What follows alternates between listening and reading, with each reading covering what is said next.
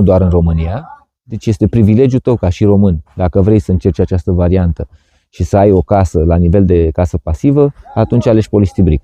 Și casele de cărămidă și de BCA și structuri metalice au avantaje și dezavantaje. Ca și la noi, eficiența noastră termică este unică în lume.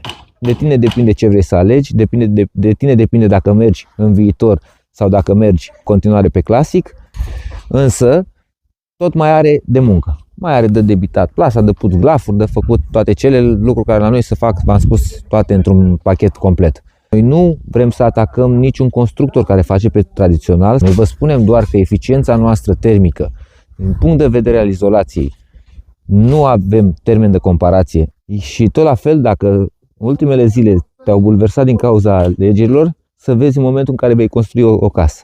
Ca să scapi de aceste probleme, alege Polistibric.